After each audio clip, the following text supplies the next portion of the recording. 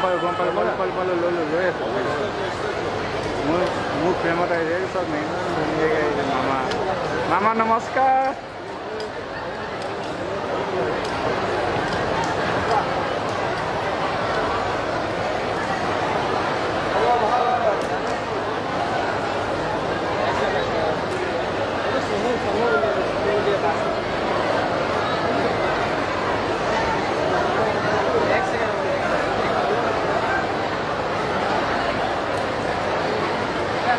আমাৰ মাজত উপস্থিত হৈছেহি আজিৰ অনুষ্ঠানৰ মুখ্য অতিথি অসমৰ মাননীয় মুখ্যমন্ত্ৰী ডক্টৰ হিমন্ত বিশ্ব শৰ্মা মহোদয় এজন উষ্ম হাত চাপৰিৰে আমি তেখেতক সাদৰ সম্ভাষণ জ্ঞাপন কৰিব বিচাৰিছোঁ সন্মানীয় অতিথি হিচাপে আমাৰ মাজত উপস্থিত আছে অসম চৰকাৰৰ কেবিনেট মন্ত্ৰী শ্ৰী প্ৰশান্ত বৰা মহোদয় শ্ৰী যোগেন মোহন মহোদয় শ্ৰী বিমল বৰা মহোদয় সন্মানীয় বিধায়কসকল ক্ৰমে শ্ৰী তৰঙ্গ গগৈদেৱ শ্ৰী তেৰছ মহাদেৱ শ্ৰী স্বপ্ন গগৈদেৱ নামৰপৰা নাহৰকটীয়া পৌৰসভাৰ পৰৱৰ্তীকালে নাহৰকটীয়া জয়পুৰ নামৰূপ আৰু চাচানী জাতিছে জিলা পৰিষদৰ সদস্যসকল অসম চৰকাৰৰ উচ্চপদস্থ বিষয়াসকল লগতে উপস্থিত আছে কেইবাগৰাকীও বিশিষ্ট ব্যক্তি আমি সকলোকে সাদৰ সম্ভাষণ জ্ঞাপন কৰিছোঁ অনুষ্ঠানৰ প্ৰথমে অসম সংগীতৰ প্ৰতি অভিবাদন জনাই সকলোকে থিয় হ'বলৈ অনুৰোধ জনাইছোঁ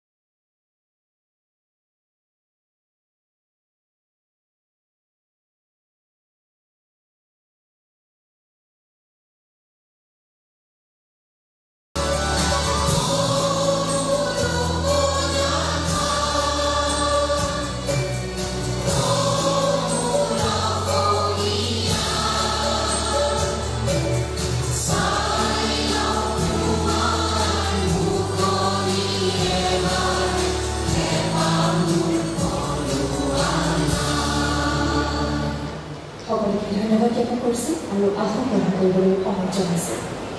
এতিয়া অনুষ্ঠানৰ আদৰণি ভাষণ আগবঢ়াবলৈ নাহৰকটীয়া সমষ্টিৰ সন্মানীয় বিধায়ক শ্ৰী তৰঙ্গ গগৈদেৱক অনুৰোধ জনাইছে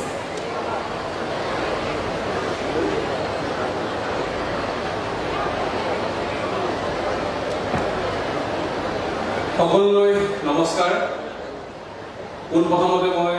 অসমৰ মাননীয় মুখ্যমন্ত্ৰী ডক্টৰ হিমন্ত বিশ্ব শৰ্মা ডাঙৰীয়াক ধন্যবাদ জনাইছোঁ তেখেতে আজি নাহৰকটীয়ালৈ নিজে আহি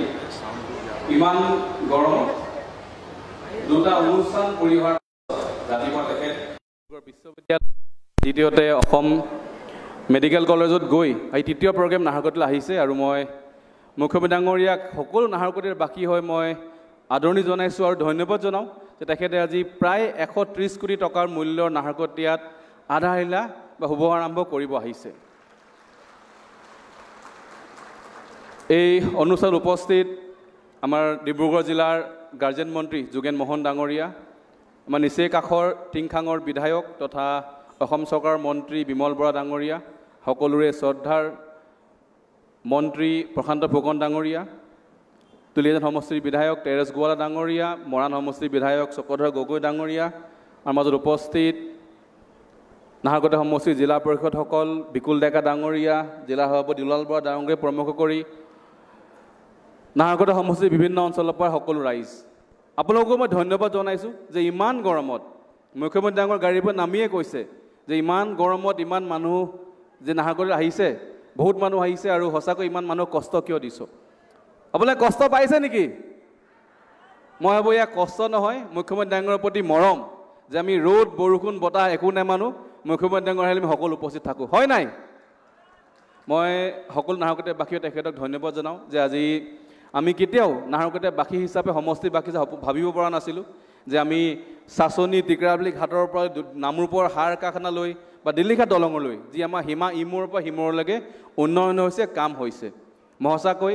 এই চৰকাৰখনৰ এজন জনপ্ৰতিনিধি হিচাপে গৌৰৱ অনুভৱ কৰোঁ যে অসমৰ যি উন্নয়ন আমি দেখা পাইছোঁ আজিকালি আমি অসমৰ যিয়ে চুকে কাৰণে যাওঁ প্ৰত্যেক জেগাত আমি উন্নয়ন দেখা পাওঁ এই যি ডেভেলপমেণ্ট উন্নয়ন হৈছে তাৰ লগত নাহৰকটীয়া পিছ পৰি থাকি যোৱা নাই নাহৰকটীয়া লগে লগে খোজকাঢ়ি গৈ আছোঁ আজি নাহৰকটীয়াও যি ধৰণে গুৱাহাটী ডিব্ৰুগড় বা যি আমাৰ উন্নত চহৰবিলাক আগবাঢ়ি গৈ থাকে তেনেকৈ আমি নাহৰকটীয়া সমষ্টি আগবাঢ়ি গৈ আছোঁ আজি মই আপোনাক জনাব বিচাৰোঁ যে এই নাহৰকটীয়া হায়াৰ ছেকেণ্ডেৰী খুব অত্যন্ত হাই ছেকেণ্ডেৰী স্কুল আৰু আমাৰ মাজত পুলিন দিহিঙীয়া ছাৰ বহি আছে বিভিন্ন আৰু শিক্ষকসকল আছে যে কিমান ঐতিহ্য টাউনৰ মাজত এখন স্কুল 1939 এষ্টাব্লিছ হৈছিলে ইমান বছৰ হোৱাৰ পাছত আজি এই স্কুলখন পুনৰ নিৰ্মাণ হ'ব আমি গোটেই স্কুলখন নতুনকৈ 2 মহলীয়া নিৰ্মাণ কৰিম আৰু অকল এই নাহৰকটীয়া হাই ছেকেণ্ডেৰীয়ে নহয় মুখ্যমন্ত্ৰীৰ ইচ্ছা আছিলে যে আমি গোটেই অসমৰ প্ৰত্যেকখন স্কুল ভাল হ'ব লাগে আমি অসমৰ প্ৰত্যেক হাই ছেকেণ্ডেৰী প্ৰত্যেক হাই স্কুল আমি ভাল কৰিব লাগিব আৰু সেই অনুপাতে আমি চাচনি হাই ছেকেণ্ডেৰী কাম ইতিমধ্যে আৰম্ভ কৰিছোঁ আজি কণিগাঁও হাইস্কুল আধাৰশিলা হ'ব আৰু কিছু মাহৰ পাছত আমি জয়পুৰ হায়াৰ ছেকেণ্ডেৰীও আধাৰশিলা কৰিব পাৰিম তাৰ অৰ্থাৎ নাহৰকটীয়া সমষ্টি 3খন হাই ছেকেণ্ডেৰী চাচনি হাই ছেকেণ্ডেৰী নাহৰকটীয়া হাই ছেকেণ্ডেৰী জয়পুৰ হাই ছেকেণ্ডেৰী 3খনে আমি নতুনকৈ আমি পাবলৈ সক্ষম হ'ম তাৰ লগতে কণিগাঁও হাইস্কুল হ'ল আগন্তুক সময়ত প্ৰত্যেক শিক্ষা অনুষ্ঠানে মুখ্যমন্ত্ৰী ডাঙৰ নেতৃত্বত আমি ভালকৈ চেষ্টা কৰিছোঁ কাৰণ শিক্ষা এটা ব্যৱস্থা যিয়ে নতুন ছাত্ৰ ছাত্ৰী বা আমাৰ আগৰ প্ৰজন্মক উৎসাহ কৰে তাৰ লগত তেখেতে আজি সমজিলালৈ উদ্বোধন কৰিব আহিছে আৰু আমি সকলোৱে গম পাওঁ নাহৰকটীয়াবাসী ৰাইজ হিচাপে যে আমি বহুত বছৰৰ পৰা বাকী 80 দশকৰ পৰা এটা আন্দোলন আছিলে নাহৰকটীয়াক মহকুমা লাগে আৰু আজি সেই নাহৰকটীয়া মহকুমাই নহয় আমি উপজিলা বা সমজিলা পাবলৈ সক্ষম হ'লোঁ আৰু সমজিলাৰ ধুনীয়া এটা বিল্ডিং তেখেতে আজি আধাৰশিলা কৰিব প্ৰায় 20 কোটিমান টকাৰ আপোনালোকে দেখা পাব মই মুখ্যমন্ত্ৰী ডাঙৰীয়াক ধন্যবাদ জনাওঁ যে সমজিলাৰ লগতে তেখেতে ক্ৰীড়া প্ৰকল্প নাহৰকটীয়া কিমান গুৰুত্ব দিছে আমি ইতিমধ্যে তেখেতৰ এই কাৰ্যকালত আমি এটা মিনি ষ্টেডিয়াম আৰম্ভ কৰিছিলোঁ য'ত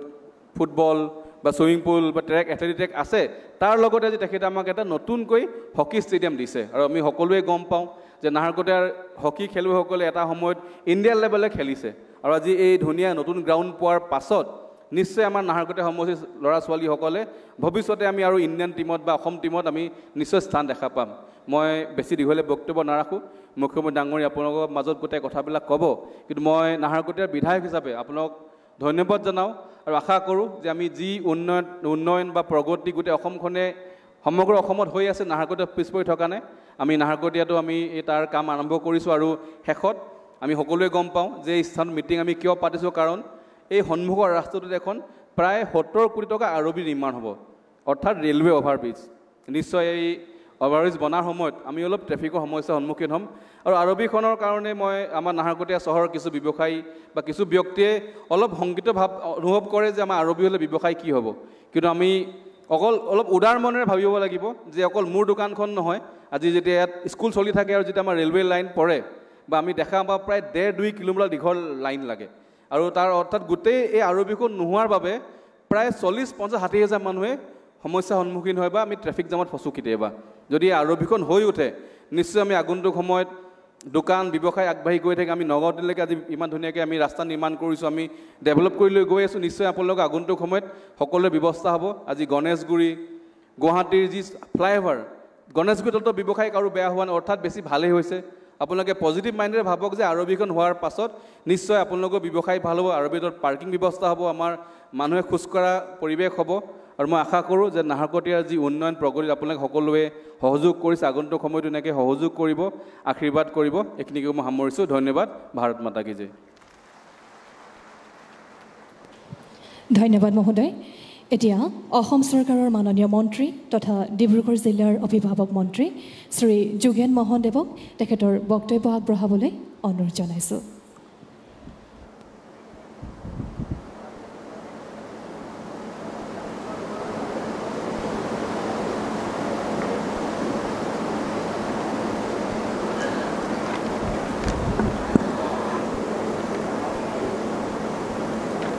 আটাইলৈকে নমস্কাৰ জনালোঁ আজি নাহৰকটীয়া বিধানসভা সমষ্টিৰ কাৰণে এক উল্লেখযোগ্য দিন গুৰুত্বপূৰ্ণ দিন আজি অসমৰ জনপ্ৰিয় মাননীয় মুখ্যমন্ত্ৰী ডক্টৰ হিমন্ত বিশ্ব শৰ্মা ডাঙৰীয়াই 130 কোটি টকাৰ এই সমষ্টিটোৰ আন্তঃগাঁথনিৰ কামৰ আধাৰিলা নহয় প্ৰকৃততে কামৰ শুভাৰম্ভ কৰিবৰ কাৰণে আজি ইয়াতে উপস্থিত হৈছেহি আজি নাহৰকটীয়া বিধানসভা সমষ্টিৰ সন্মানীয় জনপ্ৰিয় বিধায়ক তৰংগ গগৈ ডাঙৰীয়াৰ নেতৃত্বত এই সমষ্টিটোৰ বিভিন্ন দিশত উজলি উঠিছে আমি দেখিছোঁ আৰু আজি আৰু এক অংশ হিচাপে আমাৰ 130 কোটি টকাৰ প্ৰজেক্ট ইয়াত কামৰ শুভাৰম্ভ কৰিব মাননীয় মুখ্যমন্ত্ৰী মহোদয় আজি মুখ্য অতিথি হিচাপে উপস্থিত আছে আমাৰ ইয়াত উপস্থিত আছে সন্মানীয় মন্ত্ৰী বিমল বৰা ডাঙৰীয়া সন্মানীয় মন্ত্ৰী আমাৰ প্ৰশান্ত ফুকন ডাঙৰীয়া সন্মানীয় বিধায়ক চক্ৰ গগৈ ডাঙৰীয়া সন্মানীয় বিধায়ক আমাৰ তেৰছ গুৰালা ডাঙৰীয়া সন্মানীয় এই অঞ্চলৰ গণ্যমান্য ব্যক্তিসকল আমাৰ প্ৰিন্সিপাল সেক্ৰেটাৰী ইয়াতে আছে ত্ৰিপাঠী ডাঙৰীয়া আমাৰ জিলা আয়ুক্তকে আদি কৰি ইয়াত উপস্থিত থকা সকলো অঞ্চলৰ শ্ৰদ্ধাভাজন ৰাইজ আজি এনেধৰণৰ বতৰা অকল নাহৰকটীয়া বিধানসভা বুলিয়ে নহয় সমগ্ৰ অসমতে মাননীয় মুখ্যমন্ত্ৰীৰ নেতৃত্বত এক উন্নয়নৰ যজ্ঞ আৰম্ভ হৈছে আৰু এই কথাটো আমি অসমৰ ইতিহাসত আমি এনেধৰণে কাম হোৱা উদাহৰণ হয়তো আপোনালোকে নাপাব আজি আমি ডিব্ৰুগড়ত এখন মেডিকেল কলেজৰ আধাৰশিলা স্থাপন কৰিছোঁ আজি মাত্ৰ 6 দিনৰ আগত কেবিনেটত পাছ হৈছে 18 তাৰিখে কেবিনেট পাছ হৈ আজি এই 24 তাৰিখে কামৰ শুভাৰম্ভ কৰা হয়তো এনেকুৱা উদাহৰণ আপোনালোকে নাপাব আৰু এইটো সম্ভৱ হৈছে আমাৰ মাননীয় কৰ্মৰত মুখ্যমন্ত্ৰী ডক্টৰ হিমন্ত বিশ্ব শৰ্মাৰ নেতৃত্বত দিন ৰাত একাকাৰ কৰি ৰ'দ বৰষুণো নেৰিছি তেওঁ অসমখনৰ উন্নয়নৰ কাৰণে সকলো জাতি জনগোষ্ঠীক একাকাৰ কৰি বিভিন্ন চুকে কোণে এই উন্নয়নৰ জোৱাৰ যাতে বৈ যায় তাৰ কাৰণে তেখেতৰ প্ৰচেষ্টাত এইটো সম্ভৱ হৈ উঠিছে গতিকে এতিয়া আমাৰ সময় হ'ল কামৰ সময় এতিয়া আমাৰ সময় হৈছে আমাৰ মুখ্যমন্ত্ৰীৰ লগত সহযোগ কৰা সময় এতিয়া অসমখনৰ অস্তিত্ব ৰাখিবৰ কাৰণে অসমীয়া বহুত পিছ পৰি যোৱা এখন অসম এতিয়া আমাৰ এই বিজেপি নেতৃত্বাধীন মিত্ৰজোঁট চৰকাৰৰ দিনত বহুখিনি ক্ষেত্ৰত উজলি উঠিছে আৰু আমি ভাবিছোঁ আগন্তুক দিনত এনেধৰণে যদি কামৰ গতি চলি থাকে ভাৰতবৰ্ষৰ ভিতৰত এখন শ্ৰেষ্ঠ ৰাজ্য যে হ'ব এইটো নিশ্চিত গতিকেলৈ আমি আজি নাহৰকটীয়াই নহয় ডিব্ৰুগড় হওক ইয়াৰ আটাইকেইখন জিলাৰ ময়ো অভিভাৱক মন্ত্ৰী হিচাপে ইমান স্কিম আহিছে কাৰণ অভিভাৱক মন্ত্ৰীজনে স্কিমবিলাকৰ কিবা এপ্ৰুভ কৰিব লাগে কনষ্ট্ৰাকশ্যন কমিটি হওক বিভিন্ন স্কিমৰ গতিকে এইখিনি ক্ষেত্ৰতে গম পাইছোঁ যে এনেধৰণে ইয়াতে নহয় গোটেই উজনি নামনি সকলো উত্তৰ দক্ষিণ বৰাক ব্ৰহ্মপুত্ৰ সকলো উপত্যকাতে এনেধৰণৰ উন্নয়নৰ জোৱাৰ চলিছে গতিকেলৈ আমি এতিয়া ৰাইজে সহযোগ কৰা সময় এতিয়া এই অসমখনক আমি সকলো জাতি জনগোষ্ঠী এক হৈ বৃহৎ অসমীয়া জাতি গঠন কৰাৰ এটা সুযোগ পাইছোঁ এই সুযোগ আমি গ্ৰহণ কৰাৰ সময় গতিকেলৈ মই দীঘলীয়া বক্তব্য নাৰাখোঁ মাননীয় মুখ্যমন্ত্ৰীৰ বক্তব্য শুনিবলৈ আপোনালোক সকলোৱে ৰৈ আছে আৰু অত সময় এই এনেকুৱা ধৰণৰ উৎকট গৰমতো গতিকেলৈ মই নাহৰকটীয়াবাসী ৰাইজক ধন্যবাদ জনাইছোঁ আমাৰ এই সমষ্টি আমাৰ জিলাখনৰ ভিতৰতে ভাল সমষ্টিলৈ যাতে যায় আপোনালোক সকলোৱে সহযোগ ৰাখিব কাম কাজৰ ক্ষেত্ৰত আৰু অন্যান্য দিশতো শিক্ষা সংস্কৃতি আজি কেইবাখনো বিদ্যালয় এনেধৰণৰ আন্তঃগাঁথনি পূৰ্বতে আগৰ চৰকাৰ দিনত এইবিলাক বিদ্যালয় উন্নয়ন কৰা আমি দেখিবলৈ পোৱা নাছিলোঁ আজি অংগনবাদী কেন্দ্ৰৰ পৰা এনেধৰণৰ RIDF স্কিমৰ জৰিয়তে আৰু বিভিন্ন স্কিম এতিয়া এইটোৱেই নহয় এতিয়া স্কিম ক'বলৈ হ'লে আপুনি আমাৰ দীঘলীয়া হৈ যাব গতিকেলৈ এনেধৰণে বাট পথ সকলো কৃষি বিভাগ সকলো বিভাগে উজলি উঠিছে মাননীয় মুখ্যমন্ত্ৰীৰ নেতৃত্বত গতিকেলৈ মই ভাবোঁ যে এনেধৰণে নাহৰকটীয়ালৈ এটা ভাল বাৰ্তা কঢ়িয়াই আনিছে আৰু আমি নাহৰকটীয়া অঞ্চলটোৱে হওক ডিব্ৰুগড় জিলাৰ এই সকলো দিশ উন্নতিৰ শিখৰলৈ যাওক আৰু তাকে মই কামনা কৰিছোঁ আৰু সদৌতি ৰাইজক মই পুনৰ নমস্কাৰ জনাই মোৰ এই চমু একাষাৰ ইমানতে সামৰণি মাৰিছোঁ ধন্যবাদ জয় অসম জয় হিন্দ ধন্যবাদ মহোদয় এতিয়া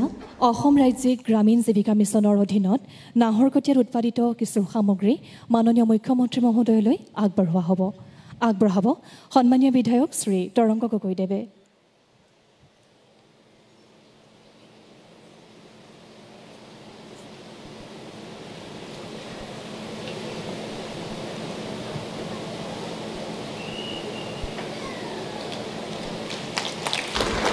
আন্তৰিক ধন্যবাদ জ্ঞাপন কৰিছোঁ আৰু ইয়াৰ লগতে মঞ্চত উপবিষ্ট বিশিষ্ট অতিথিসকলক উপহাৰৰ টোপোলা আগবঢ়াবলৈ অনুৰোধ জনাইছোঁ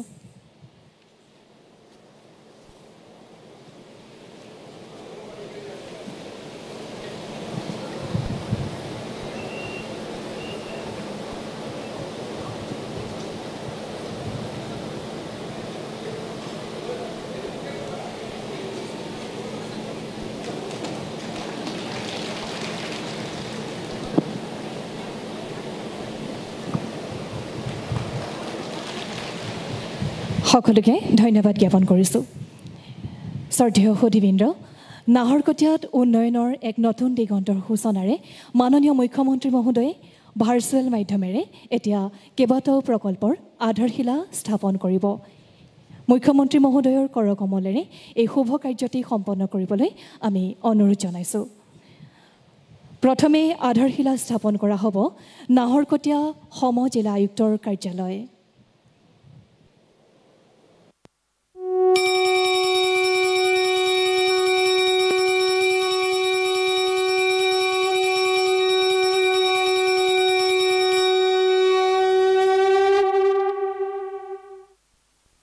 জনকল্যাণৰ মহান মন্ত্ৰৰে উদ্বুদ্ধ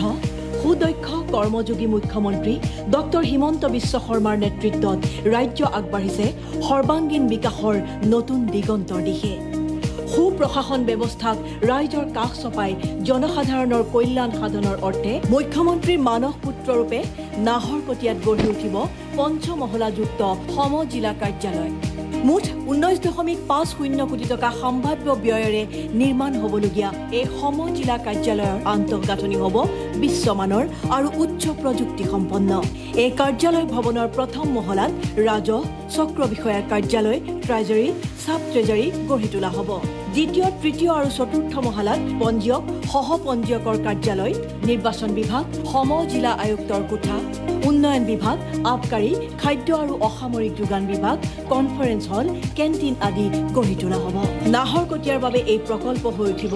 সুশৃংখলিত প্ৰশাসন, কৰ্ম সম্পাদন আৰু ৰাইজৰ সমস্যা সমাধানৰ অন্যতম সুবিধাজনক ক্ষেত্ৰ। এই প্ৰকল্প হৈ উঠিব নতুন দিনৰ আন এক মাইলৰ খুঁটি। ধন্যবাদ। এতিয়া আধাৰশিলা স্থাপন কৰা হ'ব নাহৰকটীয়া হকী ষ্টেডিয়াম।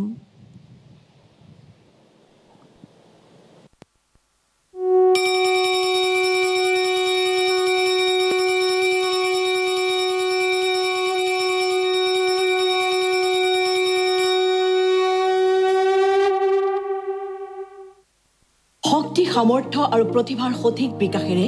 বিশ্বমুখী যাত্ৰা কৰক ৰাজ্যৰ নতুন পুৰুষে। বিশ্বৰ ক্ৰীড়াংগনত উজ্বলি উঠক অসমৰ নাম। এই সপোন সংকল্পৰে উদ্বুদ্ধ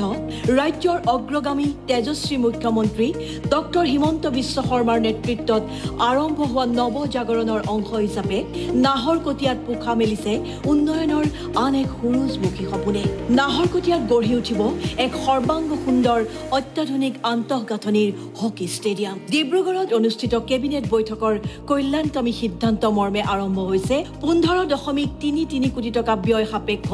নাহৰকটীয়া হকী ষ্টেডিয়ামৰ সপোন বাস্তৱ কৰাৰ কাম। আগ্ৰহী হকী খেলুৱৈক প্ৰশিক্ষণ প্ৰদান তথা অনুশীলনৰ সুবিধা প্ৰদান কৰি হকী খেল আৰু খেলুৱৈক উৎসাহিত কৰাৰ উদ্দেশ্যৰেই চৰকাৰৰ এই পদক্ষেপ। উচ্চমানৰ আন্তঃগাঁথনি সম্পন্ন এই ষ্টেডিয়াম সম্পূৰ্ণ হৈ উঠিলে বহু প্ৰতিযোগিতামূলক খেল অনুষ্ঠিত কৰাৰ সুবিধা লাভ কৰিব নাহৰকটীয়াই।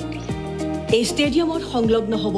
এক FIH global category synthetic hockey field, সুন্দৰ পেভিলিয়ন, বিদ্যুৎ যোগানৰ সাব ষ্টেচন, CCTVৰ ব্যৱস্থা, বৰষুণৰ পানী সংৰক্ষণৰ ব্যৱস্থা আদি বিভিন্ন সুবিধা। সেউজ শক্তি আৰু সৌৰ শক্তি আহৰণৰ ব্যৱস্থাও এই প্ৰকল্পৰ অন্যতম আকৰ্ষণীয় অংশ হ'ব। 3টা মহলাৰ এই ষ্টেডিয়ামত জিম, ব্ৰডকাষ্টিং বা কমেণ্ট্ৰি কোঠা, VIP লঞ্চ আদি উচ্চমানৰ সুবিধা সংলগ্ন থাকিব। 6185.40 বৰ্গমিটাৰ জোৰা হ'ব মূল হকী ফিল্ড। 38 বিঘা মাটিত গঢ়ি উঠিবলগীয়া এই উচ্চমানৰ আন্তঃগাঁথনি সম্পন্ন হকী ষ্টেডিয়াম নাহৰকটীয়াৰ মূল ষ্টেডিয়ামৰ অন্যতম গুৰুত্বপূৰ্ণ অংশৰূপে পৰিগণিত হ'ব।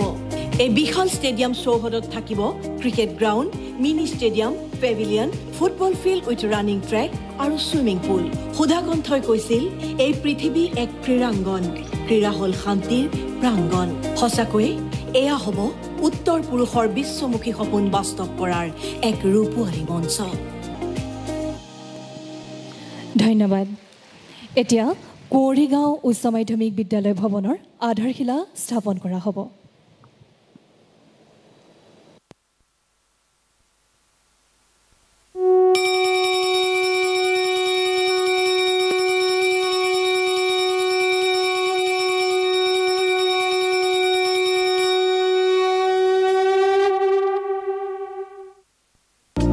শিক্ষাৰ্থীৰ ভৱিষ্যত গঢ়াৰ বাবে গঢ়িব লাগিব শিক্ষাদানৰ বাবে প্ৰয়োজনীয় সময় সাপেক্ষ আন্তঃগাঁথনি। এই কথা উপলব্ধি কৰি মাননীয় মুখ্যমন্ত্ৰী ডক্টৰ হিমন্ত বিশ্ব শৰ্মাৰ নেতৃত্বত ৰাজ্য চৰকাৰে 126খন উচ্চ মাধ্যমিক বিদ্যালয় নকৈ গঢ় দিয়াৰ আঁচনি গ্ৰহণ কৰিছিল। সেই মৰ্মে গ্ৰাম্য আন্তঃগাঁথনি উন্নয়ন পুঁজিৰ অধীনত নতুন ৰূপত গঢ়ি তোলা হ'ব নাহৰকটীয়াৰ ঐতিহাসিক কুঁৱৰীগাঁও উচ্চ মাধ্যমিক বিদ্যালয়। মুঠ 12 বিঘা 1 কঠা 17 লেচা ভূমিত নিৰ্মাণ কৰা হ'ব 7.50 কোটি টকা ব্যয় সাপেক্ষ এই নতুন ভৱন। এই ভৱনৰ ভূমি মহলাত থাকিব 8টা শ্ৰেণীকোঠা, 1টা স্মাৰ্ট ক্লাছৰুম, অধ্যক্ষ উপাধ্যক্ষৰ কাৰ্যালয়, ষ্টাফ ৰুম আৰু লেবৰেটৰী। আনহাতে গণিত, ৰসায়ন বিজ্ঞান আৰু কম্পিউটাৰৰ গৱেষণাগাৰ, লাইব্ৰেৰী, শৌচালয়, ৰান্ধনীশাল আৰু ডাইনিং এলেকাৰে সমৃদ্ধ হ'ব প্ৰথম মহলা। সংখ্যাধিক শিক্ষাৰ্থীৰ ভিৰ কমোৱাৰ লগতে এই নতুন ভৱনে শিক্ষাৰ্থীৰ বাবে মুকলি কৰিব সম্ভাৱনীয়তাৰ বহু নতুন দুৱাৰ। ডক্টৰ হিমন্ত বিশ্ব শৰ্মাই শিলান্যাসেৰে আন এক শৈক্ষিক বিপ্লৱৰ সূচনা কৰিলে। ধন্যবাদ। এতিয়া নামৰূপ নাহৰকটীয়া পথ উৰণ সেতুৰ আধাৰশিলা স্থাপন কৰা হ'ব।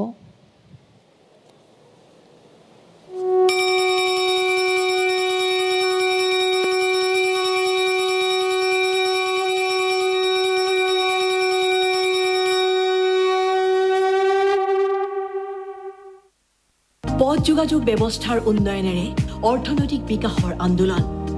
এয়া কল্যাণকামী ৰাজ্য চৰকাৰৰ সপোন আৰু সংকল্প। বিকাশ আৰু উন্নয়নৰ মহান মন্ত্ৰৰে উদ্বুদ্ধ মুখ্যমন্ত্ৰী ডক্টৰ হিমন্ত বিশ্ব শৰ্মাৰ তৎপৰতাত নামৰূপ নাহৰকটীয়া পথৰ ৰেলৱে লেভেল ক্ৰছিঙক অভাৰব্ৰিজৰ জৰিয়তে নিৰাপদ ৰূপত গঢ়ি তোলাৰ পদক্ষেপ গ্ৰহণ কৰা হৈছে। মুঠ 68.75 কোটি টকাৰ আবণ্টিত পুঁজিৰে নিৰ্মাণ কৰিবলগীয়া এই ৰেলৱে উৰণ সেতুৰ মুঠ দৈৰ্ঘ্য হ'ব 564.58 মিটাৰ। সুন্দৰ পদপথযুক্ত এই উৰণ সেতু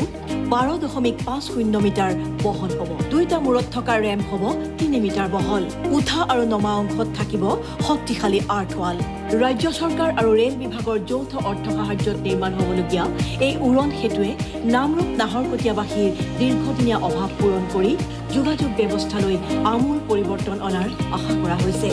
এয়া আমাৰ বাবে গৌৰৱৰ ক্ষণ। অসমৰ মাননীয় মুখ্যমন্ত্ৰী ডক্টৰ হিমন্ত বিশ্ব শৰ্মাৰ শুভ হাতেৰে এই অভিলাষী প্ৰকল্পৰ শিলান্যাস সম্পন্ন হ'ল। এতিয়া আৰম্ভ হ'ব আন এক উন্নয়নী যাত্ৰা। ধন্যবাদ। এতিয়া নাহৰকটীয়া ঔদ্যোগিক প্ৰশিক্ষণ প্ৰতিষ্ঠানক দক্ষতা নিয়োগ আৰু উদ্যমিতা বিভাগলৈ হস্তান্তৰ কৰা হ'ব।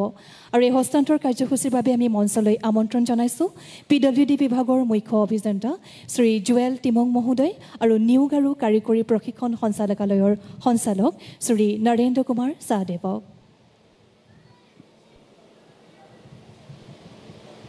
বৃত্তিমুখী শিক্ষাইহে দক্ষতা বিকাশ কৰি উত্তৰণৰ দিশে আগুৱাই নিব নতুন পুৰুষক। এয়া সময়ৰ আহ্বান আৰু এই কথা সময় সাপেক্ষ ৰূপত উপলব্ধি কৰি ৰাজ্যৰ কৰ্মদক্ষ দূৰদৰ্শী অগ্ৰণী চিন্তানায়ক মুখ্যমন্ত্ৰী ডক্টৰ হিমন্ত বিশ্ব শৰ্মাৰ নেতৃত্বাধীন অসম চৰকাৰে সৰ্বাধিক গুৰুত্বৰে গ্ৰহণ কৰিছে বহু পদক্ষেপ। নাহৰকটীয়াত এখন ঔদ্যোগিক প্ৰশিক্ষণ প্ৰতিষ্ঠান অৰ্থাৎ ITI গঢ়ি তোলাটো এই দূৰদৰ্শী চিন্তাৰেই অন্যতম ফচল। মুঠ 10.8 কোটি টকা ব্যয় সাপেক্ষে লোক নিৰ্মাণ বিভাগৰ গৃহ শাখাই নাহৰকটীয়াৰ ITI ভৱনৰ নিৰ্মাণ সম্পূৰ্ণ কৰি তুলিছে। 2 বছৰৰ ভিতৰত নিৰ্মাণ সম্পূৰ্ণ কৰা এই ঔদ্যোগিক প্ৰশিক্ষণ প্ৰতিষ্ঠানে নাহৰকটীয়াৰ লগতে উজনি অসমৰ দক্ষ যুৱক যুৱতীক বিদ্যুৎ সম্পৰ্কীয় কাম, পানীৰ পৰিবহণ সম্পৰ্কীয় কাম, কম্পিউটাৰৰ দক্ষতা তথা এনে বহু পেছাদাৰী প্ৰায়োগিক শিক্ষা প্ৰদান কৰি সংস্থাপিত হোৱাৰ সুযোগ প্ৰদান কৰিব। কেৱল চাকৰিয়ে নহয়, এই প্ৰশিক্ষণ প্ৰতিষ্ঠানে যুৱক যুৱতীক স্বভূমিতে ব্যৱসায়ত নিয়োজিত হোৱাটো সহায় কৰিব। যুৱক যুৱতীৰ কৰ্মৰ সন্ধানত বহিগমন ৰোধ হ'ব। স্থানীয় ঔদ্যোগিক প্ৰতিষ্ঠানে লাভ কৰিব প্ৰশিক্ষণপ্ৰাপ্ত দক্ষ কৰ্মী। নিজৰ ঘৰৰ কাষতেই কাৰিকৰী শিক্ষা প্ৰদান কৰি নাহৰকটীয়াৰ ITIয়ে গ্ৰাম্যাঞ্চলৰ অভাৱী শিক্ষাৰ্থীক উজ্জ্বল ভৱিষ্যত গঢ়াত প্ৰচুৰ অৰিহণা যোগাব। নাহৰকটীয়া আগবাঢ়িব উত্তৰণৰ নতুন দিগন্তৰ দিশে। ধন্যবাদ। এতিয়া নাহৰকটীয়া ঔদ্যোগিক প্ৰশিক্ষণ প্ৰতিষ্ঠানত টাটা টেকনলজিৰ সহযোগিতাত স্থাপন হ'বলগীয়া উৎকৰ্ষতা কেন্দ্ৰৰ ডিজিটেল মাধ্যমেৰে আধাৰশিলা স্থাপন কৰা হ'ব আৰু এই শুভ কাৰ্যটি সম্পন্ন কৰিবলৈ মাননীয় মুখ্যমন্ত্ৰী মহোদয়ক অনুৰোধ জনাইছোঁ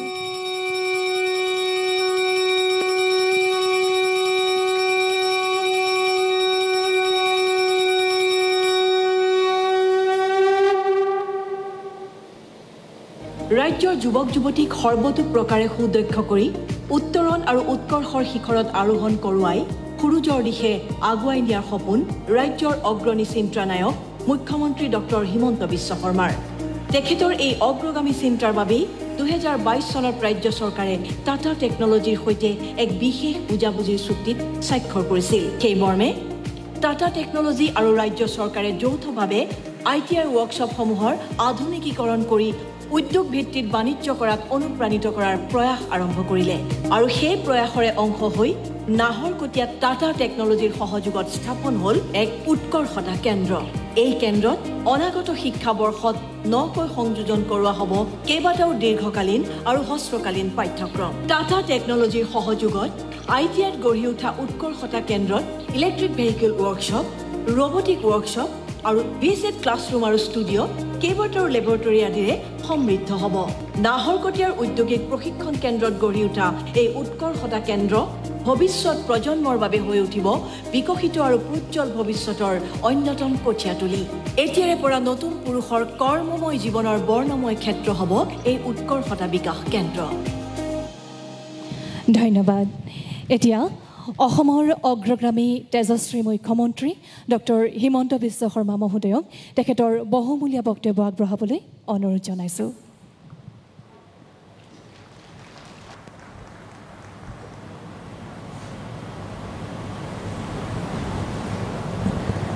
গৰম কিমান লাগি আছে বহুত গৰম আজি সঁচাকৈ যোৱা দুদিন ধৰি মই ডিব্ৰুগড়ত ইমান গৰম পাইছোঁ ভাবিব নোৱাৰি যি নহওক আজি এটা নাহৰকটীয়াৰ বাবে খুব আনন্দৰ দিন আৰু এই আনন্দ আৰু স্মৰণীয় দিনটোত আমাৰ মাজত উপস্থিত অসম চৰকাৰৰ মন্ত্ৰী শ্ৰী যোগেন মহান ডাঙৰীয়া প্ৰশান্ত ফুকন ডাঙৰীয়া বিমল বৰা ডাঙৰীয়া নাহৰকটীয়া সমষ্টিৰ সন্মানীয় বিধায়ক তৰংগ গগৈ ডাঙৰীয়া দুলিয়াজান সমষ্টিৰ সন্মানীয় বিধায়ক তেৰছ গোৱালা ডাঙৰীয়া খোৱাং সমষ্টিৰ সন্মানীয় বিধায়ক চক্ৰ গগৈ ডাঙৰীয়া আমাৰ মাজত উপস্থিত অসম চৰকাৰৰ প্ৰধান সচিব জ্ঞানন্দদেৱ ত্ৰিপাঠী ডাঙৰীয়া জিলা আয়ুক্ত বিক্ৰম কৈৰী ডাঙৰীয়া ডাইৰেক্টৰ এমপ্লয়মেণ্ট শ্ৰী নৰেন্দ্ৰ শাহ ডাঙৰীয়া লোক নিৰ্মাণ বিভাগৰ আয়ুক্ত সচিব ৰাজ চক্ৰৱৰ্তী ডাঙৰীয়া লোক নিৰ্মাণ স্বাস্থ্য আৰু শিক্ষা বিভাগৰ আয়ুক্ত সচিব চন্দন শৰ্মা ডাঙৰীয়া লোক নিৰ্মাণ বিভাগৰ আয়ুক্ত সচিব বিভূতি শইকীয়া ডাঙৰীয়া শ্ৰী বিকুল ডেকা ডাঙৰীয়া হেমন্ত গগৈ ডাঙৰীয়া আমাৰ মাজত উপস্থিত শ্ৰীযুত জেমছ গগৈ মৃদুল কলিতা ললি চলিহা ৰাণী শইকীয়া দুলাল বৰা নামৰূপ আৰু নাহৰকটীয়া পৌৰসভাৰ অধ্যক্ষকে আদি কৰি মঞ্চত উপবিষ্ট বিশিষ্ট ব্যক্তিসকল আই মাতৃসকল যুৱক যুৱতী বন্ধু বান্ধৱীসকল আৰু সন্মানীয় সুধীবৃন্দ আজি নাহৰকটীয়াৰ বাবে এটা অতিকে স্মৰণীয় দিন 2001 চনত মই অসম বিধানসভাত প্ৰথমবাৰৰ বাবে বিধায়ক নিৰ্বাচিত হৈছিলোঁ আৰু এক প্ৰকাৰ 2001 চনৰ পৰাই বিধানসভাত নাহৰকটীয়াক মহকুমালৈ ৰূপান্তৰ কৰিব লাগে বুলি উত্থাপন কৰা দাবী আমি প্ৰতিবাৰে আলোচনা কৰিছিলোঁ শুনিছিলোঁ কিন্তু নাহৰকটীয়াক মহকুমালৈ উন্নীত কৰিব পৰা নহৈছিল আৰু নাহৰকটীয়া ৰাইজৰ মাজত এটা ক্ষোভৰ অগনিও জ্বলি আছিলে ইয়াৰ লগতে নাহৰকটীয়া সমষ্টিত আমাৰ যি সাৰ কাৰখানা আছিলে সেই কাৰখানাও সংকটৰ সন্মুখীন হৈছিলে আৰু অসমৰ ভিতৰতে এটা ঔদ্যোগিক ব্যৱসায়িক শৈক্ষিক সাংস্কৃতিক সকলো দিশতে আগবঢ়া নাহৰকটীয়া সমষ্টিৰ জীৱনলৈ এক ক'ব নোৱাৰাকৈ সংকট আহি উপস্থিত হৈছিলে তেনে সময়তে 2021 চনৰ নিৰ্বাচনত ভাৰতীয় জনতা পাৰ্টিয়ে নাহৰকটীয়া সমষ্টিৰ বাবে আমাৰ সকলোৰে ভাতৃস্বৰূপ তৰংগ গগৈ ডাঙৰীয়াক বিধায়কৰ প্ৰাৰ্থী হিচাপে নিক্ষেপ কৰিছিলে আৰু নাহৰকটীয়াত তৰংগ গগৈ ডাঙৰীয়াক ভোট দিবৰ কাৰণে অনুৰোধ জনাবলৈ অহাৰ মুহূৰ্তত মই ৰাইজক কৈছিলোঁ যে 5টা বছৰত আমি নাহৰকটীয়াৰ জীৱনলৈ নামৰূপৰ জীৱনলৈ আমি পৰিৱৰ্তন আনিম চাওঁতে চাওঁতে আজি যোৱা 5টা বছৰত উন্নয়ন আৰু বিকাশৰ এক নতুন অনিৰুদ্ধ যাত্ৰা নাহৰকটীয়া সমষ্টিৰ ৰাইজে দেখা পালে নাহৰকটীয়াত আজি মৰাণ নাহৰকটীয়া দুলীয়াজানত অসমমালাৰ পথৰ নিৰ্মাণ হ'ল মধুপুৰৰ পৰা নামৰূপলৈ ইণ্ডাষ্ট্ৰিয়েল কৰিডৰ নাহৰকটীয়াত মিনি ষ্টেডিয়াম IIT টিপামত চুকাফা ক্ষেত্ৰ NH জয়পুৰৰ পৰা হুকানজুৰি এটা সুন্দৰ পথ ভাদৈ পাছালিৰ পৰা টিপাম এই গোটেই উন্নয়নৰ যাত্ৰাই নাহৰকটীয়াক এক নতুন দিগন্তলৈ লৈ গ'ল ইয়াৰ লগতে ভাৰত চৰকাৰে নামৰূপৰ সাৰ কাৰখানাক নতুনকৈ গ্ৰীণফিল্ড 11,000 কোটি টকা ব্যয়েৰে নিৰ্মাণ কৰা আৰু পুৰণি সাৰ কাৰখানাটোকো উজ্জীৱিত কৰা এই দুইটা প্ৰকল্প হাতত লৈ নাহৰকটীয়া নামৰূপৰ জীৱনলৈ এক বিশাল সংকল্প আৰু সমৃদ্ধিৰ বাতৰি কঢ়িয়াই লৈ আহিলে আজিৰ দিনটোত মই পুনৰ এবাৰ আপোনালোকক প্ৰতিশ্ৰুতি দিছোঁ যে নিৰ্ধাৰিত সময়ত আমি নামৰূপৰ সাৰ কাৰখানাৰ নিৰ্মাণৰ কাম আৰম্ভ কৰিম আৰু ইয়াক আমি নিৰ্ধাৰিত সময়ৰ ভিতৰতে ইয়াৰ নিৰ্মাণৰ কামো সম্পূৰ্ণ কৰিম এডভান্টেজ আসাম 3 অনুষ্ঠিত হৈছিল নামৰূপৰ এই বিজয় যাত্ৰাৰ লগত নাহৰকটীয়া সমষ্টিৰ বিজয় যাত্ৰাৰ লগত সংগতি ৰাখি অতিৰিক্তভাৱে নুমলীগড় ৰিফাইনেৰীয়েও আমাৰ সমষ্টিত 750 কোটি টকা ব্যয়েৰে আন এক উদ্যোগ স্থাপনৰ বাবেও সিদ্ধান্ত লৈছে যাৰো কাম আমি জানুৱাৰী মাহত আৰম্ভ কৰিম অৰ্থাৎ যি নামৰূপে এটা সাৰ কাৰখানাৰ পুনৰ্জীৱনৰ কাৰণে চৰকাৰক অনুৰোধ কৰিছিল সেই সাৰ কাৰখানাৰ পুনৰ্জীৱনো হ'ব লগত অতিৰিক্তকৈ গ্ৰীণফিল্ড ফাৰ্টিলাইজাৰ কোম্পানীও ইয়াত আহিব আৰু NRLৰ জৰিয়তে আৰু এক নতুন উদ্যোগো আমাৰ এই নাহৰকটীয়া সমষ্টিতে স্থাপন কৰা হ'ব পুৰণি যি এক প্ৰাণবন্ত আৰু জীৱন্ত নাহৰকটীয়া সমষ্টি আছিলে নামৰূপ নাহৰকটীয়া টাউন আছিলে আজি হি আকৌ এবাৰ পুনৰ জীৱন্ত আৰু প্ৰাণবন্ত হ'বলৈ গৈ আছে আৰু এই গোটেই উন্নয়নৰ আঁৰত নাহৰকটীয়া সমষ্টিৰ সন্মানীয় বিধায়ক তৰংগ গগৈ ডাঙৰীয়াই অনবদ্য অৱদানেৰে আজি নাহৰকটীয়াক অসমৰ ভিতৰতে এটা বিকশিত সমষ্টিলৈ ৰূপান্তৰ কৰিবলৈ সক্ষম হ'ল মহকুমাৰ দাবী আছিলে আজি নাহৰকটীয়াত আমি মহকুমাৰ পৰিৱৰ্তে সমজিলাৰ আৰম্ভণি কৰিছোঁ। মহকুমাৰ যি অধিকাৰ আছিলে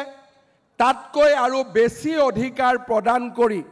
নাহৰকটীয়াত আজি আমি সমজিলাৰ আধাৰশিলা স্থাপন কৰিছোঁ। প্ৰায় 9 বিঘা মাটিত 20 কোটি টকাৰে এই সুন্দৰ সমজিলাৰ কাৰ্যালয় নিৰ্মাণ কৰা হ'ব। শৈক্ষিক বিকাশৰ প্ৰতি গুৰুত্ব ৰাখি নাহৰকটীয়া সমষ্টিৰ চাচনি উচ্চতৰ মাধ্যমিক বিদ্যালয়, নাহৰকটীয়া উচ্চ মাধ্যমিক বিদ্যালয়, আমাৰ নাহৰকটীয়া সমষ্টিৰ জয়পুৰ উচ্চ মাধ্যমিক বিদ্যালয়, উচ্চতৰ মাধ্যমিক বিদ্যালয় আৰু কুঁৱৰীগাঁও উচ্চ মাধ্যমিক বিদ্যালয় 4খন স্কুলক আমি 7 কোটি 8 কোটি টকা দি নতুনকৈ নিৰ্মাণ কৰাৰ বাবেও ৰাজ্য চৰকাৰে পুঁজি মঞ্জুৰ কৰিছে আৰু এই 4খন বিদ্যালয়ে এটা সম্পূৰ্ণ নতুন ৰূপ পাবলৈ সক্ষম হ'ব। নাহৰকটীয়াত মোৰ মনত আছে নাহৰকটীয়াৰ ৰাইজে চাচনি দুলীয়াজান ইয়াত যিটো টিকৰিলিবাৰী ঘাট দলঙৰ আবেদন কৰিছিলে, আজি 32 কোটি টকা দলঙৰ নিৰ্মাণৰ সপোন আমি বাস্তৱত ৰূপায়ণ কৰিছোঁ আৰু জানুৱাৰী 2026 চনত এই দলংখনো ৰাইজৰ সেৱাৰ বাবে আমি মুকলি কৰি দিম। ইয়াৰ উপৰিও জয়পুৰ টিপামতো বুঢ়ীদিহিঙৰ ওপৰত নতুন দলং নিৰ্মাণ হৈছে। হুদুপাৰা দুলীয়াজানক সংযোগ কৰিও আজি নতুন দলঙৰ নিৰ্মাণৰ কাম হাতত লোৱা হৈছে। আজি আমি ইয়াতে ITIৰ শুভ উদ্বোধন কৰিছোঁ। ITIৰ লগতে ইয়াতে টাটা ষ্ট্ৰাইভৰ লগত আৰু টাটা টেকনলজিৰ লগত আমি একেলগে কাম কৰি ইয়াৰ ITIত আমি 15টাতকৈ অধিক ট্ৰেডৰ ওপৰত আমাৰ নাহৰকটীয়াৰ যুৱক যুৱতীক আমি শিক্ষিত কৰাৰ বাবে প্ৰয়াস আৰু প্ৰচেষ্টা চলাম। ইয়াৰ লগতে অইল উদ্যোগৰ লগত জড়িত বিভিন্ন দিশ সামৰি আমি পৰম্পৰাগত শিক্ষাৰেও আমাৰ ITIখনক আমি সমৃদ্ধ কৰিম। নাহৰকটীয়াৰ হকীত বিশেষকৈ ছোৱালী দলটোৱে যথেষ্ট প্ৰতিভা দেখুৱাবলৈ সক্ষম হৈছিলে আৰু আমাৰ স্কুল চেম্পিয়নশ্বিপত নাহৰকটীয়া ছোৱালী দলে 8 বাৰকৈ চেম্পিয়ন হৈ তেওঁলোকে নিজৰ প্ৰতিভা প্ৰকাশ কৰিবলৈ সক্ষম হৈছিলে। নাহৰকটীয়াৰ মহিলা হকী দলে সিনিয়ৰ জুনিয়ৰ সাব জুনিয়ৰ আন্তঃজিলা প্ৰতিযোগিতাতো 4-5 বাৰকৈ চেম্পিয়ন হ'বলৈ সক্ষম হৈছিলে। 2010 চনৰ পৰা 2025 চনৰ ভিতৰত নাহৰকটীয়াৰ ছোৱালী হকী দলৰ পৰা 100ৰো অধিক খেলুৱে সিনিয়ৰ জুনিয়ৰ আৰু সাব জুনিয়ৰ ৰাষ্ট্ৰীয় প্ৰতিযোগিতাত অসমক প্ৰতিনিধিত্ব কৰাৰ সুযোগ পাইছিলে। 2001 চনতে হীৰেণ গগৈ আৰু স্বৰ্গীয় জয়ন্ত হাজৰিকাই নৰ্থ ইষ্ট ইণ্ডিয়া এক্সপ'জাৰ টুৰৰ অংশ হিচাপে অষ্ট্ৰেলিয়া ভ্ৰমণ কৰিবলৈ সুবিধা পাইছিল। নাহৰকটীয়াৰ জীয়ৰী জোনাকী চুৰিন 2012 চনত সিনিয়ৰ ভাৰতীয় বাছনি শিবিৰলৈ নিৰ্বাচিত হোৱাৰ লগতে জুনিয়ৰ বাছনি শিবিৰলৈ 2013ৰ পৰা 2025ৰ ভিতৰত এলিনেক্কা, ববি কৰ্মকাৰ আৰু লক্ষীমণি মাজুৱাৰৰ নিৰ্বাচনে হকীৰ ক্ষেত্ৰত নাহৰকটীয়াৰ সম্ভাৱনা স্পষ্টভাৱে প্ৰমাণ কৰিছিল। বিধায়ক তৰংগ গগৈ ডাঙৰীয়াৰ অনুৰোধত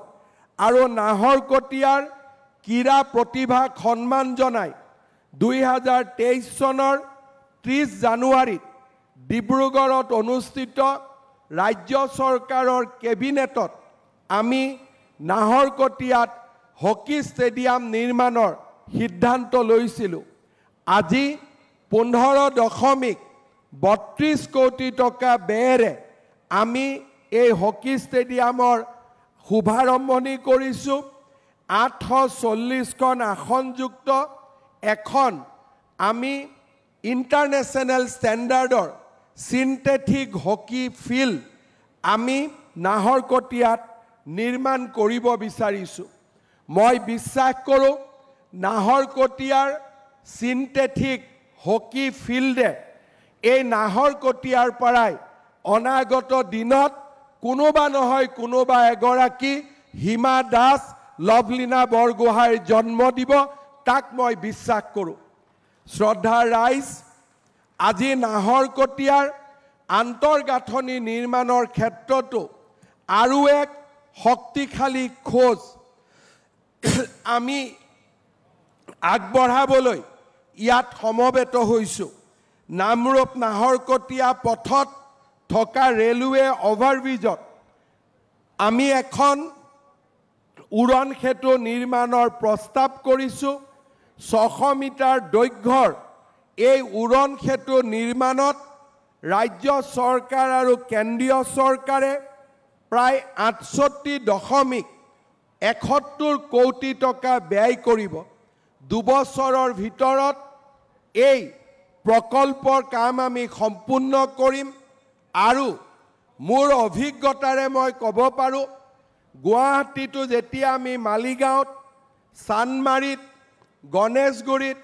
উৰণীয়া সেতু নিৰ্মাণ কৰিছিলোঁ, ব্যৱসায়ীসকলে প্ৰথমতে অকণমান তেওঁলোকে চিন্তা দেখুৱাইছিলে, কিন্তু আজি তেওঁলোক আটাইতকৈ বেছি সন্তুষ্ট, কাৰণ এই ফ্লাইঅভাৰে পাৰ্কিঙৰ সুবিধাও প্ৰদান কৰে আৰু যান বাহনৰ ভিৰ কমি যোৱাৰ কাৰণে গ্ৰাহকসকলেও দোকানত আহিবলৈ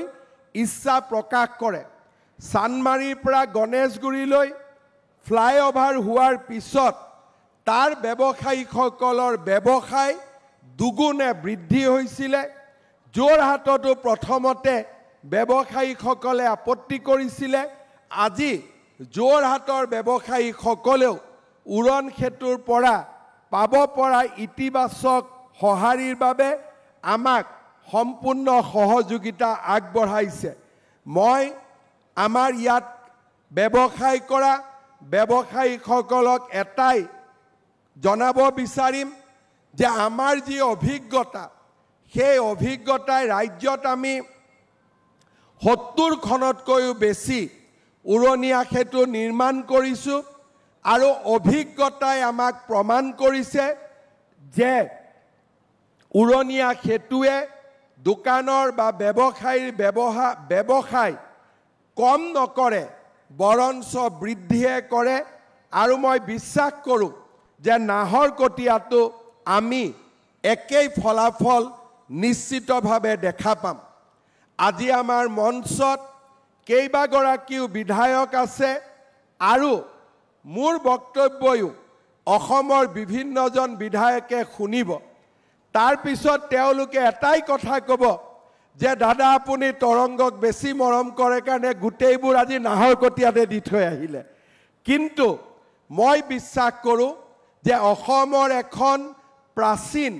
শিল্পনগৰী হিচাপে আৰু অসমৰ এটা বৌদ্ধিক, শৈক্ষিক, ঔদ্যোগিক সমষ্টি ৰূপে নাহৰকটীয়াই যিখিনি পাইছে সেইখিনি পোৱাৰ বাবে নাহৰকটীয়াৰ ৰাইজৰ সম্পূৰ্ণ যোগ্যতা আছে। অনাগত দিনত ইয়াতকৈও আমি নাহৰকটীয়াৰ বাবে আৰু বেছিকৈ কাম কৰাৰ বাবে প্ৰয়াস আৰু প্ৰচেষ্টা কৰিম। শ্ৰদ্ধাৰ ৰাইজ, আমি যদি নিৰপেক্ষভাৱে চাওঁ আৰু অকণমান যদি দলীয় ৰাজনীতিৰ পৰা ঊৰ্ধত উঠি গৈ চিন্তা কৰোঁ, 2021 চনত আমি কোনেও কল্পনা কৰা নাছিলোঁ যে নাহৰকটীয়াৰ জীৱনলৈ এনেকৈ পৰিৱৰ্তন আহিব। আমি ভাবিছিলোঁ আৰু এজন বিধায়ক হ'ব, 2-4টা ৰাস্তা হ'ব আৰু গতানুগতিকভাৱে আমাৰ জীৱন চলি থাকিব কিন্তু আজি আমাৰ চৰকাৰখনৰ প্ৰচেষ্টাত যোৱা 5টা বছৰত আমি অকল চৰকাৰে চলোৱা নাই মানুহৰ জীৱনলৈ পৰিৱৰ্তন আনিছো আমাৰ ৰাজ্যখনলৈ পৰিৱৰ্তন আনিছো আজি আমাৰ ৰাজ্যখনক ভাৰতৰ ভিতৰতে এখন অৰ্থনৈতিক উন্নয়নৰ জীৱন্ত কেন্দ্ৰ হিচাপে আমি নিৰ্মাণ কৰিছো উদ্যোগৰ ক্ষেত্ৰত 5 লাখতকৈও অধিক কোটি টকাৰ বিনিয়োগ ৰাস্তা ঘাটৰ ক্ষেত্ৰত প্ৰতিটো দিনত আজি আমি 10 কিলোমিটাৰকৈ ৰাস্তাৰ কাম সম্পূৰ্ণ কৰিছো 24খনতকৈ বেছি মেডিকেল কলেজ নিৰ্মাণ কৰিছো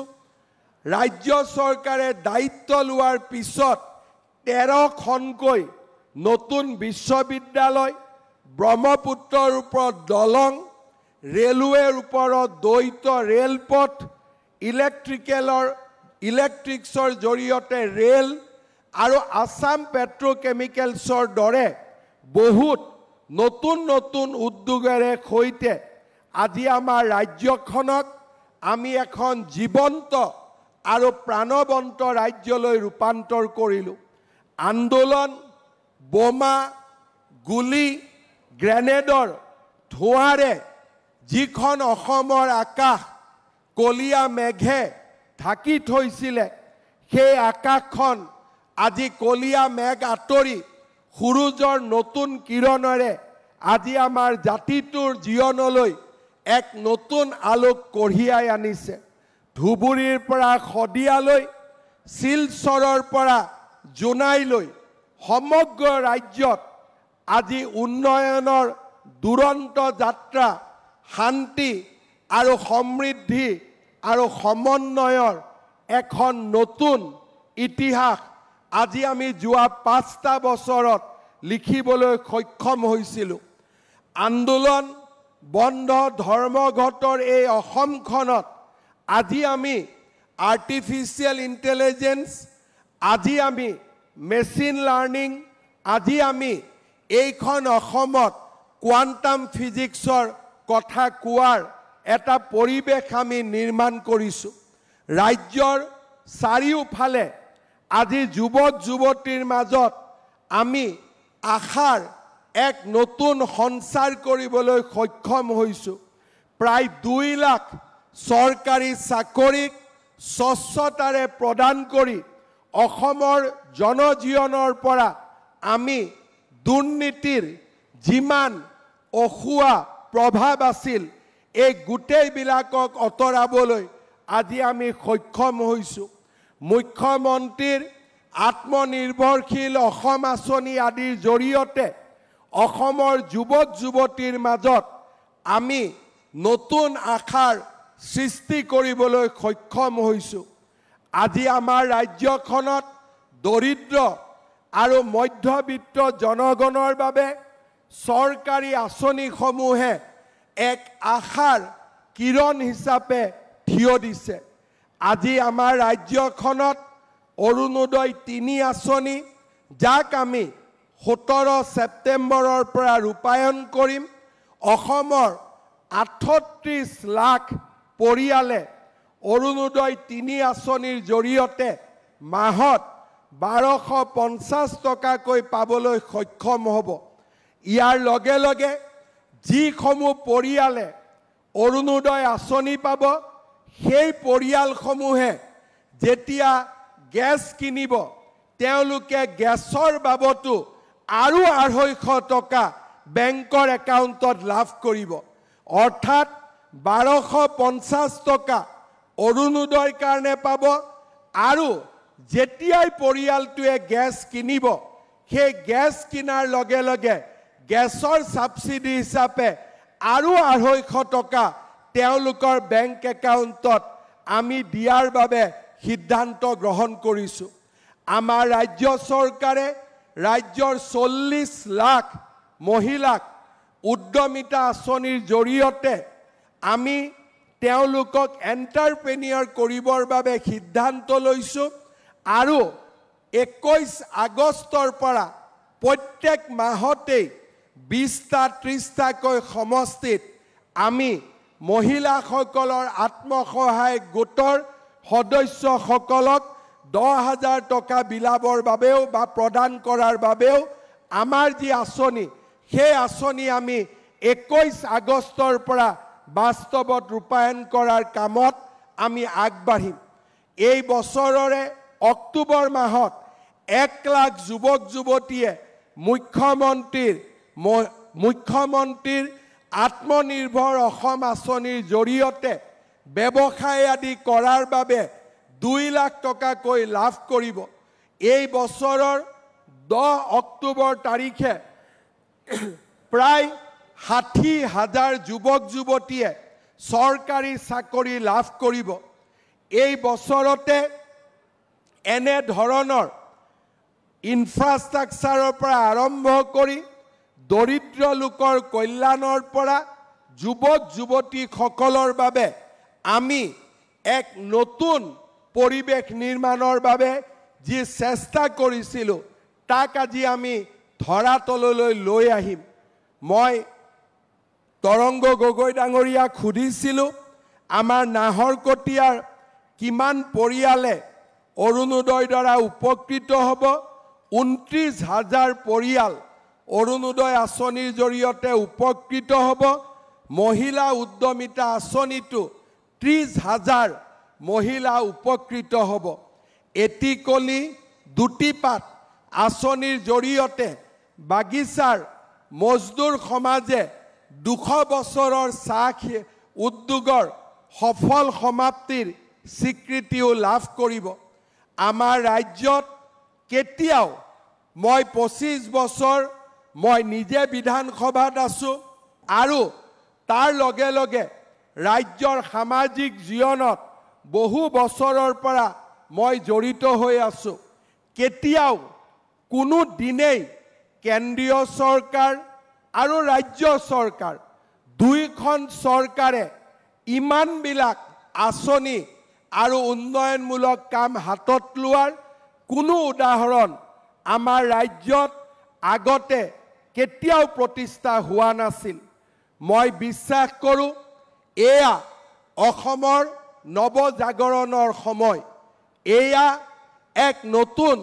অসম নিৰ্মাণ কৰাৰ সময়। এয়া অসমক ভাৰতৰ 5খন শক্তিশালী ৰাজ্যৰ ভিতৰত এখন হিচাপে প্ৰতিষ্ঠা কৰাৰ সময়। এয়া অসমৰ অনিৰুদ্ধ যাত্ৰা এখন নতুন অসম নিৰ্মাণৰ সময়। মই আশা কৰিম নাহৰকটীয়াৰ ৰাইজে ডিব্ৰুগড় জিলাৰ ৰাইজে আমাৰ এই প্ৰচেষ্টাক নিশ্চয় আশীৰ্বাদ কৰিব। আজি নাহৰকটীয়ালৈ অহাৰ আগতে ৰাতিপুৱা ডিব্ৰুগড় বিশ্ববিদ্যালয়ত মই 200 কোটি টকাৰ বিভিন্ন উন্নয়নমূলক আঁচনিৰ কাম আৰম্ভ কৰিছিলোঁ আৰু ডিব্ৰুগড়ৰে অসম চিকিৎসা মহাবিদ্যালয়ত আজিৰে পৰা 350 কোটি টকাৰ নতুন প্ৰকল্পৰো কাম আজিয়ে আমি শুভাৰম্ভণি কৰিছিলোঁ। অৰ্থাৎ আজিৰ দিনটোতে ডিব্ৰুগড় জিলাই ৰাজ্য চৰকাৰৰ পৰা 700তকৈও অধিক কোটি টকাৰ আঁচনি লাভ কৰিবলৈ সক্ষম হৈছে। ডিব্ৰুগড়ক অসমৰ দ্বিতীয় ৰাজধানী হিচাপে নিৰ্মাণ কৰাৰ প্ৰচেষ্টাটো আমি আগবাঢ়িছোঁ। আমাৰ ৰাজ্যত মোৰ আগতে কেইবাগৰাকীও বিভিন্ন জ্ঞানেৰে আৰু বিভিন্ন অভিজ্ঞতাৰে সমৃদ্ধ ব্যক্তিয়ে মুখ্যমন্ত্ৰীৰ আসন অলংকৃত কৰিছিল, কিন্তু কোনো এজনে ডিব্ৰুগড়ত যে অসমৰ ৰাজধানী হিচাপে নিৰ্মাণ কৰিব পাৰি তাৰ কল্পনাও কৰা নাছিলে।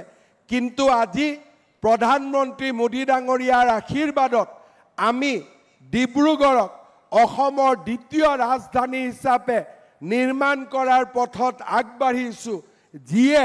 সমগ্ৰ ডিব্ৰুগড় আৰু তিনিচুকীয়া জিলালৈ আৰ্থ সামাজিক উন্নয়নৰ এক নতুন প্ৰতিশ্ৰুতি কঢ়িয়াই লৈ আহিব। মই ভাবোঁ এয়া সময় আমাৰ আনন্দৰ সময়, এয়া সময় আমাৰ প্ৰাপ্তিৰ সময়, আৰু এয়া সময় আমাৰ জননী জন্মভূমি অসমক এখোজ আগুৱাই লৈ যোৱাৰ সময়। মই নিশ্চিতভাৱে বিশ্বাস কৰোঁ যে আমি নামৰূপৰ সাৰ কাৰখানা কিমান সোনকালে নিবিদা আহ্বান কৰিব পাৰি তাৰ কামত মই দ্ৰুতগতিত লাগি আছোঁ। 28 তাৰিখেও মই ফাৰ্টিলাইজাৰ ছেক্ৰেটাৰীক লগ পাম। আমি প্ৰচেষ্টা কৰিছোঁ যাতে যিমান সোনকালে পাৰোঁ প্ৰধানমন্ত্ৰী নৰেন্দ্ৰ মোদীক আমি নাহৰকটীয়া নামৰূপলৈ লৈ আহি আমি যাতে নামৰূপ সাৰ কাৰখানাৰ আধাৰশিলা স্থাপন কৰিব পাৰোঁ। আমাৰ প্ৰচেষ্টাই মই নিশ্চিত যে আমাৰ প্ৰচেষ্টাত আমি সফল হ'ম, আৰু খুব সোনকালেই আপোনালোকক আমি এই ক্ষেত্ৰত এটা নিৰ্দিষ্ট দিন দিবলৈও আমি সক্ষম হ'ম। পুনৰ এবাৰ আপোনালোক সকলোকে আজিৰ এই স্মৰণীয় দিনটোৰ বাবে বহুত বহুত শুভকামনা যাচি নাহৰকটীয়া সমষ্টিৰ বিধায়ক তৰংগ গগৈ ডাঙৰীয়াক পুনৰ এবাৰ অভিনন্দন জনাই মই মোৰ বক্তব্যৰ সামৰণি মাৰিছোঁ। ধন্যবাদ। জয় হিন্দ, বন্দে মাতৰম। মাননীয় মুখ্যমন্ত্ৰী মহোদয়ক আমি আন্তৰিক ধন্যবাদ জ্ঞাপন কৰিছোঁ। নাহৰকটীয়াত দ্ৰুত বিকাশৰ লক্ষ্যৰে বিভিন্ন প্ৰকল্পৰ আধাৰশিলা স্থাপন অনুষ্ঠানৰ অন্তিম পৰ্যায়ত মাননীয় মুখ্যমন্ত্ৰী মহোদয় সমন্বিতে মঞ্চত উপবিষ্ট বিশিষ্ট অতিথিসকল, উপস্থিত সমূহ ৰাইজ তথা সংবাদ মাধ্যমৰ সমূহ ব্যক্তিলৈ আমি কৃতজ্ঞতা তথা শলাগৰ শৰাই জ্ঞাপন কৰিছোঁ। আৰু এতিয়া অনুষ্ঠানৰ শেষত ৰাষ্ট্ৰীয় সংগীতৰ প্ৰতি অভিবাদন জনাই সকলোকে থিয় হ'বলৈ অনুৰোধ জনাইছোঁ। जनगण मन अधिनायक जय हे भारत भाग्य विधाता। पंजाब सिंध गुजरात मराठा द्राविड उत्कल बंगा। विंध्य हिमाचल यमुना गंगा उच्चल जलधि तरंगा। तव शुभ नामे जागे तव शुभ आशीष मांगे। गाहे तव जय गाथा। जन गण मंगलदायक जय हे भारत भाग्य विधाता। जय हे जय हे जय हे जय जय जय जय हे। ধন্যবাদ। জয় আই অসম।